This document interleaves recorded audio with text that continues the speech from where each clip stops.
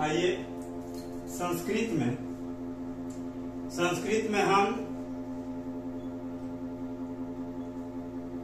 अनुवाद बनाने के लिए जितना भी जरूरी शब्द रूप था और धातु रूप था वो आप लोग को बता चुके हैं।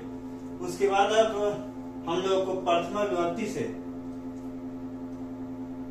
अधिकरण तक यानी सप्तमी विभक्ति तक अनुवाद के नियम को जानना है। इसके बाद 6 से 10 तक कोई भी संस्कृत का अनुवाद होगा जिसको आप लोग बना सकते हैं। क्रिया संपादक कर्ता, क्रिया का संपादन करने वाला कर्ता कारक होता है। यह था जैसे राम पढ़ता है, रामा पठती। कर्तृ प्रथमा, कर्ता कारक में प्रथमा विभक्ति होती है। जैसे राम घर जाते हैं, रामा गृहम गच्छति। अव्यय योगे प्रथमा, अव्यय के योग में प्रथमा विभक्ति लगती है। जैसे शूद्रक जैसे राजा थे, शूद्रक इति निरपक आसित। जैसे यहाँ पे अव्यय है, अव्यय में प्रथमा विभक्ति लगती है। कर्ता के साथ हमेशा प्रथमा विभक्ति लगती है। यहाँ पे राम घर जाते हैं, राम प्रथमा विभक्ति है। संबोधने प्रथमा, संबोधन कारक में प्रथमा विभक्ति लगती है। जैसे हे रमेश यहाँ आओ, हे रमेश अत्र आगच्छ। तो रमेश में प्रथमा विभक्ति लगा है। स्क्रीनशॉट लीजिए।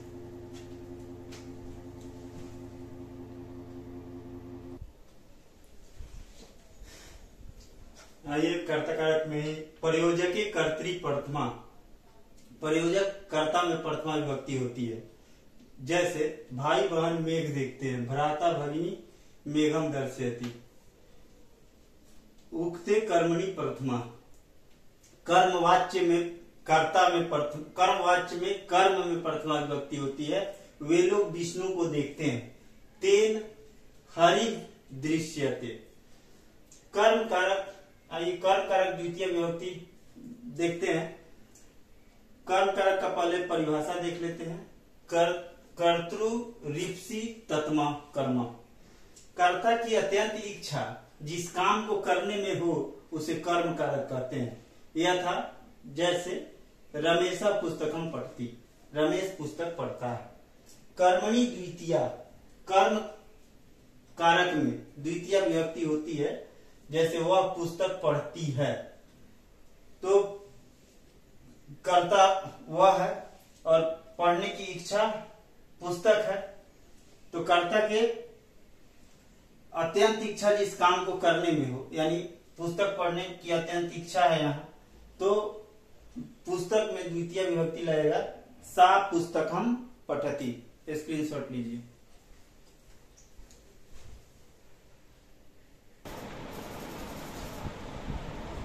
अविता परिता सर्वता जोगे द्वितीय, इन शब्दों के योग में द्वितीय विभक्ति होती है। अविता मीन्स होता है दोनों ओर, परिता मीन्स चारों ओर, सर्वता मीन्स सब ओर, उभयता मीन्स दोनों ओर। जैसे देखिए गांव के दोनों ओर पर्वत है, तो यहाँ पे ये जब शब्द रहेंगे तो कर्ता में द्वितीय विभक्ति लगेगा। ग्रामम होगा यहाँ पे, क्योंकि गांव शब्द रूप जो है, गांव का संस्कृत ग्राम होता है, और ग्राम शब्द रूप जो है फल शब्द रूप के अकॉर्डिंग चलेगा, क्योंकि ये भी आकारांत पुल्लिंग है। तो ग्रामम अभितः पर्वता सन्ति, गांव के चारों ओर नदी है। ग्रामम परितः भी चारों ओर होता है, ग्रामम परितः नदी अस्ति, गांव के सब ओर वृक्ष है। ग्रामम सर्वतः वृक्षा सन्ति, गांवों के दोनों ओर पर्वत है, गांव के दोनों ओर पर्वत है। तो दोनों ओर का संस्कृत उभयता होता है। ग्रामम उभयतः पर्वता सन्ति। नेक्स्ट अगला ये 8 नंबर देखते हैं। प्रति अनुधिक अंतरेण निक्सा यावत आदि भ। देखिए प्रति मीन्स ओर होता है, अनु मीन्स पीछे, धिक मीन्स धिक्कार, निक्सा मीन्स निकट, अंतरा मीन्स बीच में, अंतरेण मीन्स बिना, यावत मीन्स तक। इन सभी शब्दों के योग में द्वितीय विभक्ति होती है। जैसे प्रति से एक वाक्य बनाते हैं, प्रति मीन्स ओर। शिशु, शिशु बच्चे की ओर चलो, तो इसका संस्कृत होगा शिशुम प्रति गच्छ। अनु मीन्स भी पीछे होता है, प्रति मीन्स ओर होता है, अनु मीन्स पीछे होता है। राम के पीछे लक्ष्मण गए, रामम अनुगतः लक्ष्मण। धिक मीन्स होता है धिक्कार, धिक अभक्तम, जो भक्ति नहीं करते हैं उनको धिक्कार। निक्सा मीन्स निकट, गृहम निक्सा नदी अस्ति। अंतरा, अंतरा मीन्स होता है, अंतरा मीन्स होता है बीच में। राम और लक्ष्मण के बीच में सीता है। रामम लक्ष्मणम, लक्ष्मणम अंतरा सीता अस्ति। स्क्रीनशॉट लीजिए।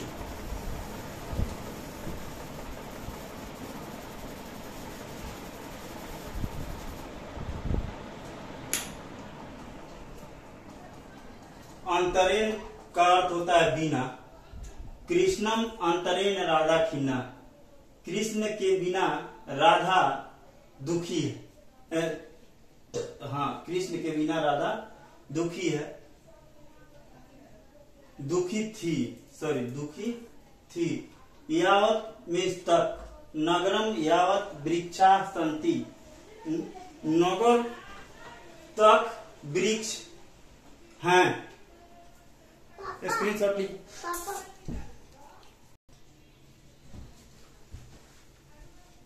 क्रिया विशेषण द्वितीया, क्रिया विशेषण पदों में एक वचन होता है किंतु यह सदा क्लीव लिंग एक वचन में रहता है। जैसे वे सब मधुर गाती है, तत्शब्द रूप स्त्रीलिंग में वह का संस्कृत सा होता है और वे सब का ता होता है। ता मधुरम गायंती, धीरे धीरे मेघ गरजते हैं।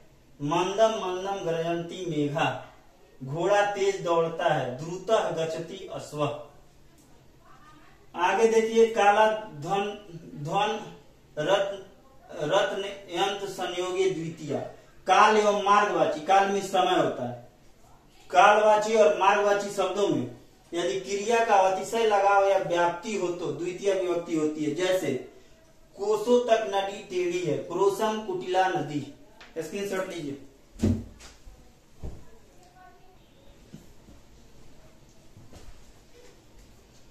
आइए कर्ण कारक तृतीय विभक्ति देखते हैं।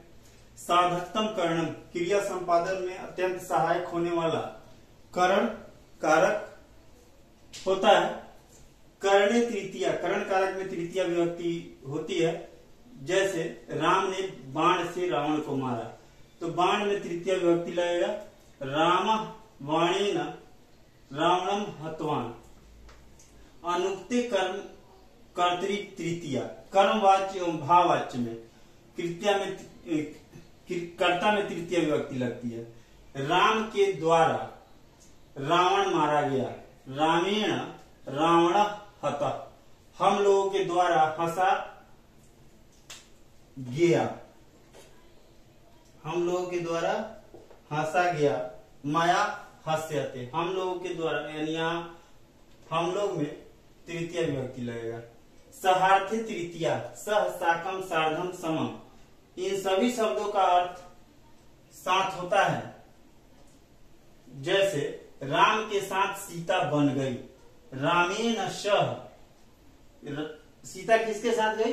राम के साथ, तो राम में तृतीय विभक्ति लगेगा। रामेण सह सीता बनम अगच्छत। स्क्रीनशॉट लीजिए।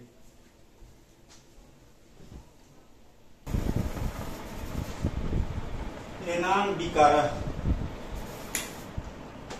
जिन अंगवाचक शब्दों में शारीरिक विकार की सूचना मिलती है उसमें तृतीय विभक्ति होती है।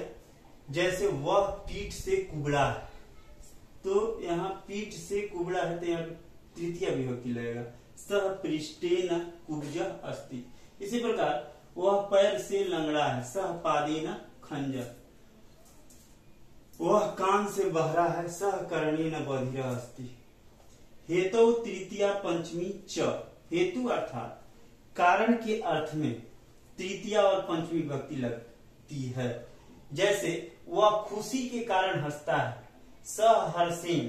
तृतीय विभक्ति लगेगा खुशी के कारण, यहाँ पे तृतीय और पंचमी दोनों लगेगा, तो सहर्षेण या हर्षात दोनों सही होगा, हंसती।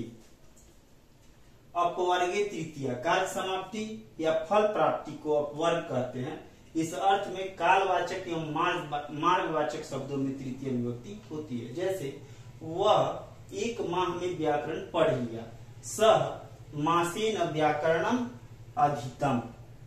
स्क्रीनशॉट लीजिए।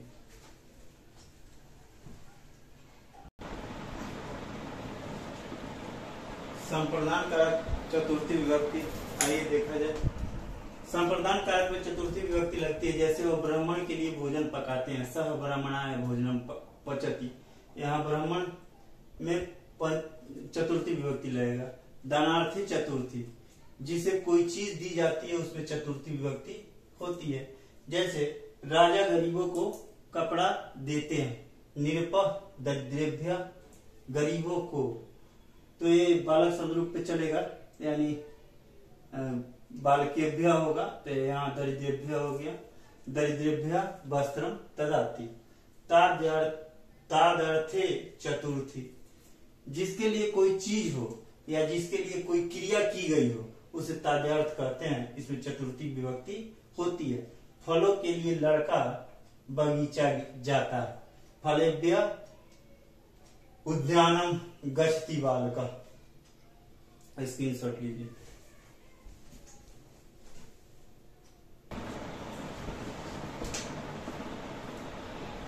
आइए चतुर्थी विभक्ति यानी संप्रदान कारक में आगे अनुवाद का नियम देखते हैं। निवारणी चतुर्थी, जिसके निवारण के लिए कोई चेष्टा हो या कोई वस्तु हो उसमें चतुर्थी विभक्ति लगती है। जैसे राष्ट्र सेवा के लिए विद्या, राष्ट्र सेवाय विद्या। क्रोध, द्रोह, ईर्ष्या, असूया अर्थवाची क्रियाओं के योग में जो इनका विषय होता है उसमें चतुर्थी विभक्ति होती है। जैसे दुर्जन सज्जन से ईर्ष्या रखते हैं, दुर्जना सज्जनाय ईर्ष्यति। नमः नमः स्वस्ति स्वाहा स्वाधा अलम वष्ट शब्दों के जोग में चतुर्थी विभक्ति होती है। जैसे श्री गणेश को नमस्कार, श्री गणेशाय नमः। माँ सरस्वती को नमस्कार है, मात्रे सरस्वत्यै नमः। तो स्क्रीनशॉट लीजिए।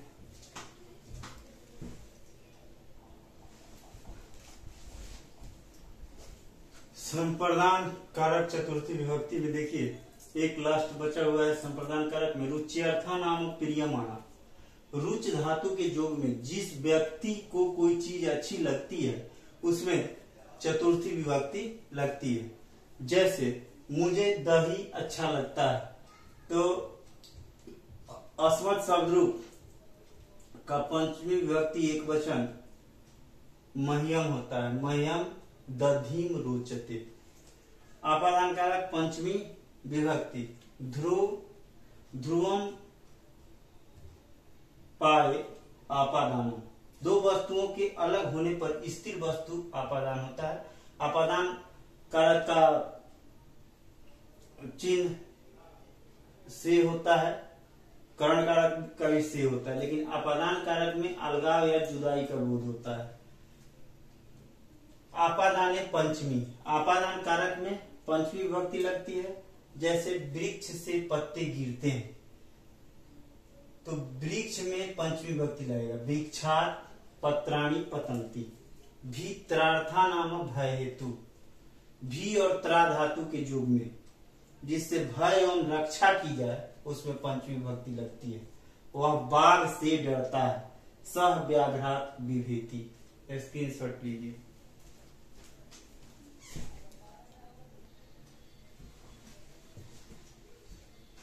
आपादान कारक पंचमी विभक्ति, आख्यातोपयोगे पंचमी, जिससे नियम पूर्वक विद्या सीखी जाती है उसमें पंचमी विभक्ति होती है। वह अध्यापक से शास्त्र सीखता है। सह अध्यापक से, इसमें पंचमी विभक्ति लगेगा। अध्यापकात् शास्त्रम अधीते। संबंध कारक षष्ठी विभक्ति, संबंधे षष्ठी, संबंध कारक में षष्ठी विभक्ति होती है। थोड़ा सा एक बात बता दे कि वेद वेदांग और संस्कृत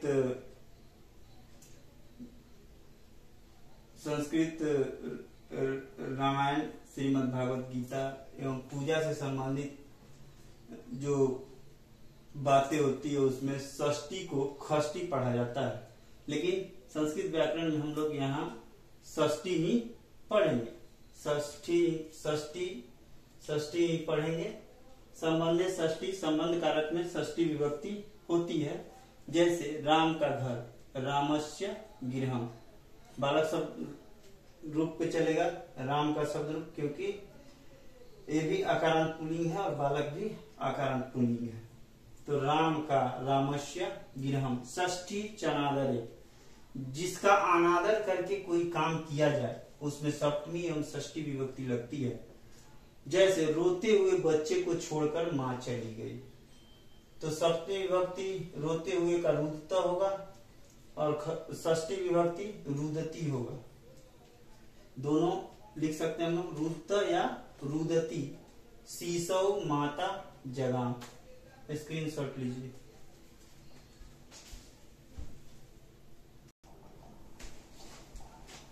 देखिए संबंध कारक में तृप्त्यर्था नाम विभाषा, तृप्त्यर्थक धातु के करण कारक में विकल्प से षष्ठी विभक्ति होती है।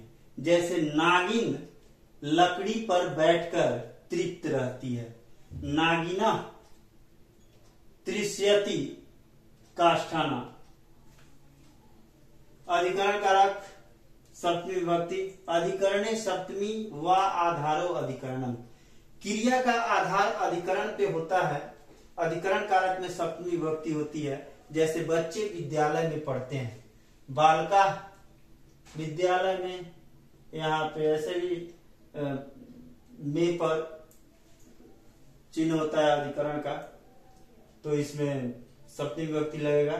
विद्यालय पठन्ति, विद्यालय शब्द रूप बालक शब्द रूप पे ही चलता है। तुल्यार्थे षष्ठी सप्तमी वा, तुलना के अर्थ में जिससे तुलना की जाए उसमें षष्ठी या सप्तमी विभक्ति लगती है। षष्ठी या सप्तमी विभक्ति लगती है। जैसे कवियों में कालिदास श्रेष्ठ थे, कवीनाम या कविषु कालिदास श्रेष्ठ आसीत। इसी के साथ आप लोगों का अनुवाद से संबंधित जितना बताया जाना चाहिए 10th क्लास तक उतना कंप्लीट हुआ। इसके आधार पे आप लोग संस्कृत का कोई भी अनुवाद 10th स्तर का बना सकते हैं। स्क्रीनशॉट लीजिए।